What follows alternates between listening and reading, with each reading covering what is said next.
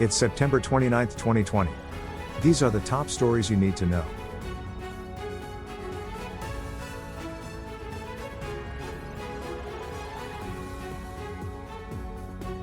Civil War. The election. Oh boy. Am I excited? I just heard about something called the presidential election. Right? I had never imagined such a thing. We should have had one of these before. Anyway, the debates are coming tonight on the TV. Weighted or ranked voting has come to Maine. That means the maniacs can select more than one candidate. 20 years ago, I twice heard from the architects of this kind of democratic scheme. It didn't make sense then, and I'm betting it makes no difference now.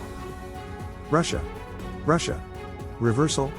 Yes, the people who screeched that Trump was a Russian agent did so based on the lies of a Russian agent.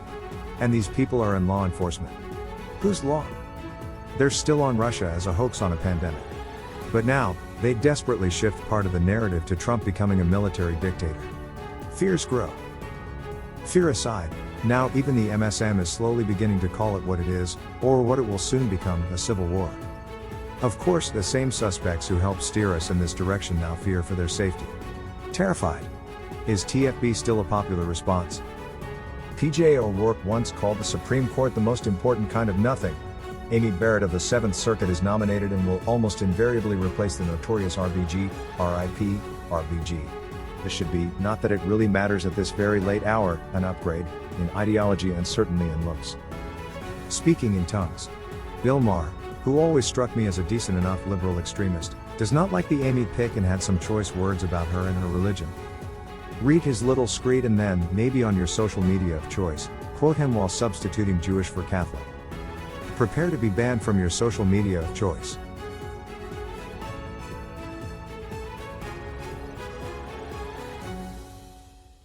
Free Kyle. He's not portrayed as a patriot. He is an American patriot and hero. It looks that way because that's the way it is. The Luciferians hate Kyle Rittenhouse because he demonstrated how easy it is to stop them, and he eliminated some of their filth in the process. A slanted story from the Associated Press. So it goes.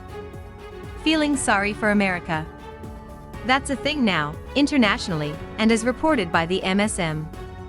Here, in a sea of odd deception about a virus, etc., is a quote from a Canadian that makes sense. Personally, it's like watching the decline of the Roman Empire. Personally, that's about the view from this side of the border. Vox Populi reporting falling legions. Here's a twin take by the Saker and Vox Day on the terminal slide of the US empire, and the pitfalls that await all around. Is one Donald Trump the last thing holding this mess together? Strategic culture gives you a choice. Partner with the other world powers, or get stomped in another world war. Yeah, these are stark and polarized options. The crazy thing is that we could, with relative ease, do the former, while our insane political clown class would happily steer us into the latter. How about that? A world war coinciding with a civil war? Add in an economic collapse, a stretch this happy year, I know, and you have my big 3 prediction come true. Stories worth talking about today starts with no hope and dope pope. Give up your guns, says the anti-pope Jorge Bergoglio to the UN. He meant our guns, of course, not the ones guarding the UN criminals, nor those guarding the usurper in the Vatican. Does he have a point? Do Americans really need any weapons? It's not like Christians are being arrested by a police state for attending church.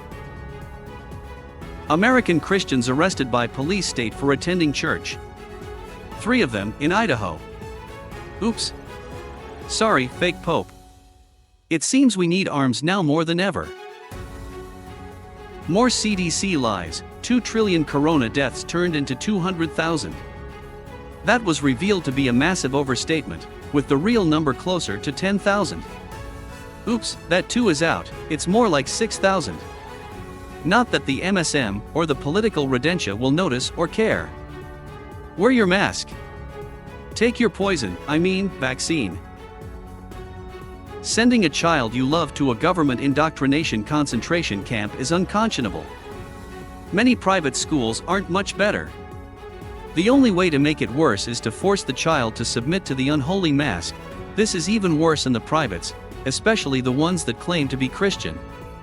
Richard Enos wrote of how he objected his child out of the nonsense. Do the same or homeschool, says Dow Coaching. Lights out. Because of what the virus did, the economy is a wreck. People have no money and they can't pay the power bill. Moratoriums on shutoffs and evictions are ending. Now, millions will face terrible darkness, literally. Anybody saw that V-shaped thing yet? Today's last word is great news for Florida. All corona hysteria restrictions are lifted. It appears that Ron DeSantis has had enough. May this spread north like wildfire.